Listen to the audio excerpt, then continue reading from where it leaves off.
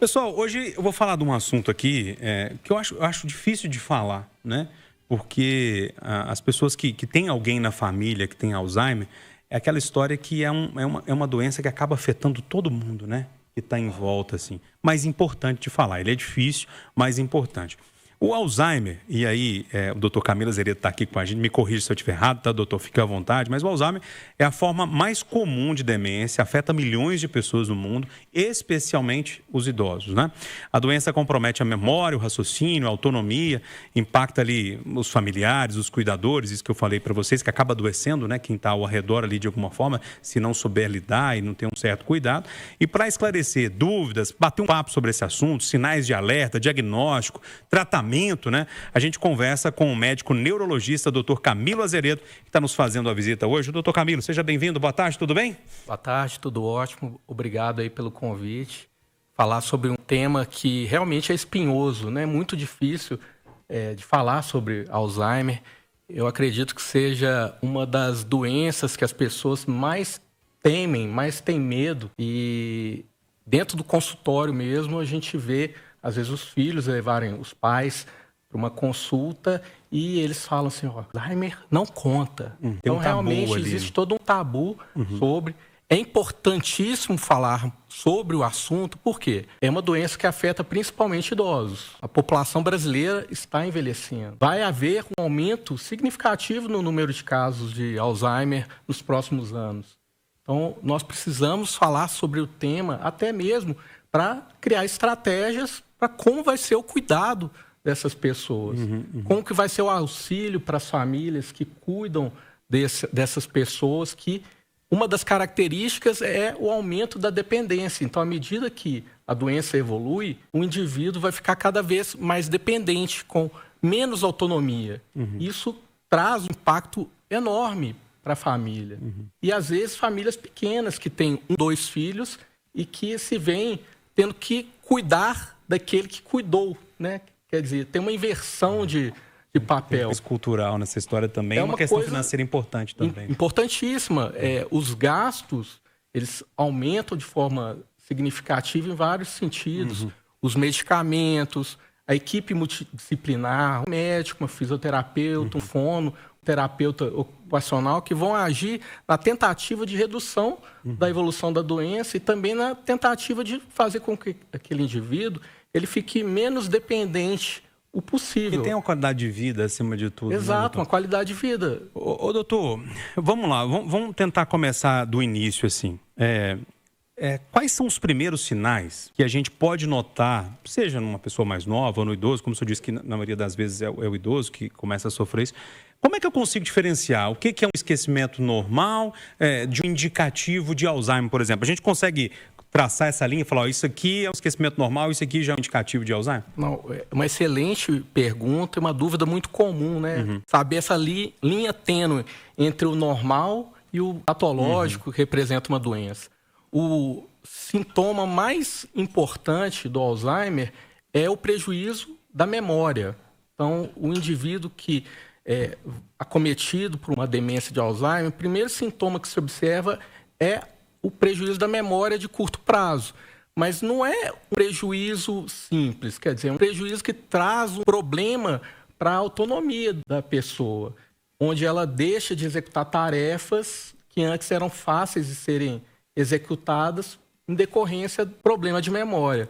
E, além da memória, pode ocorrer uma alteração da orientação no tempo, no espaço, quer dizer, não saber mais se locomover dentro do bairro, não sabe mais como chegar numa padaria, ou se fica perdido na região. Isso é um sinal de alerta. Uma pessoa que perdeu num ambiente, num caminho que para ela era um caminho simples. Quando também ocorre uma desorientação no tempo, não sei mais o ano, o mês, o dia da semana, mas claro, tudo isso dentro de um contexto, principalmente quando se observa uma perda da autonomia, uma necessidade cada vez maior de auxílio de uma outra pessoa. Eu vou dar um exemplo. É muito comum um casal, um homem e uma mulher. O homem sempre foi o provedor, quem resolveu todos os problemas da casa, pagar a conta, resolver questões de banco, ir ao supermercado. E esse indivíduo ele passa a ter dificuldade para executar essas tarefas que antes para ele era muito simples. E a esposa começa a ter que fazer tomar isso, conta disso. tomar conta dessas atividades. Isso é algo muito comum que eu vejo. Então, é todo um contexto, a memória, dificuldade de execução de tarefas, desorientação no tempo e espaço, e outros pontos que também, por exemplo, a linguagem, uma dificuldade de comunicação também pode acontecer. Ô, doutor, outro dia eu guardei a chave do carro na geladeira e levei a garrafa d'água pro carro, na garagem. A Silvana começa a rir. Eu tô falando sério, Silvana. Brincadeiras à parte, isso é sinal de alguma coisa ou é só cansaço mesmo? Não, isso é sinal de cansaço. Tá, então eu posso ficar tranquilo. Pode ficar tranquilo, sim. A Silvana adora. Tô falando sério, mas aconteceu isso. Eu levei a garrafa debaixo do braço. Assim, quando a gente faz algo e depois recorda do que deixou de fazer... E tá dando risada disso, tá tudo tranquilo. Tá tudo ok. Não, então tá. Então pode ser uma coisa frequente, realmente, que causa um problema na vida como um todo. Tá. Né? Doutor, vamos lá. Diagnóstico. Por exemplo, eu tenho um problema de coluna. Eu chego lá no médico, ele faz uma tomografia computadorizada e fala, você está com um problema na L4, na L5, na C7, tá desse jeito, tá pinçando o nervo, papapá. Como é que você faz o diagnóstico de Alzheimer? É uma anamnese ali, é uma conversa ou tem algum exame que faz? O diagnóstico, ele basicamente é clínico ainda. É fundamental uma consulta com o médico que tem uma experiência, uma vivência com relação ao cuidado de pessoas com demência, Alzheimer, outros tipos. Então, tudo inicia numa entrevista bem feita, onde o médico tenta identificar esses pontos, memória, orientação, capacidade de executar tarefas, e a partir disso, ele pode aplicar testes que vão tentar medir se existe ou não realmente o prejuízo cognitivo. A partir disso, existe uma suspeita de uma demência. Existe uma série de exames laboratoriais, exames de sangue, que têm que ser feitos para descartar uma causa clínica. Por exemplo, uma deficiência grave de vitamina B12 pode causar um quadro semelhante a um Alzheimer.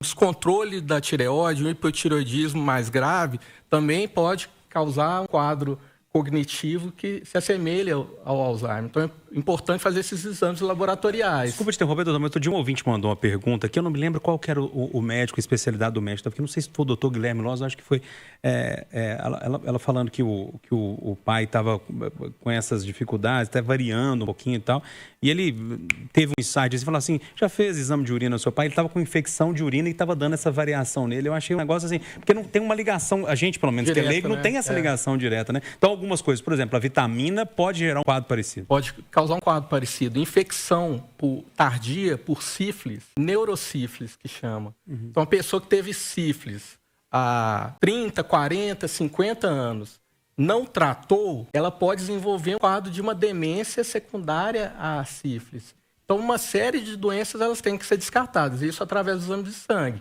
Além dos exames de sangue, exames de imagem. Por que é importante fazer o exame de imagem? O exame de imagem vai dar o diagnóstico de um Alzheimer? Não, mas ele vai descartar doenças que podem causar quadros semelhantes ao Alzheimer. Por exemplo, um coágulo, né? Fala dessa forma simples, hematoma subdural crônico. Um indivíduo que teve um trauma craniano há 3 meses atrás, começou a ter um declínio cognitivo, uma piora de memória, não está conseguindo executar as tarefas, fez a tomografia de crânio, mostrou um hematoma subdural, um coágulo que formou ao longo desses 3 meses. Você drenando esse hematoma, o indivíduo vai curar. Quer dizer, aquela demência é uma demência reversível causada pelo hematoma subdural.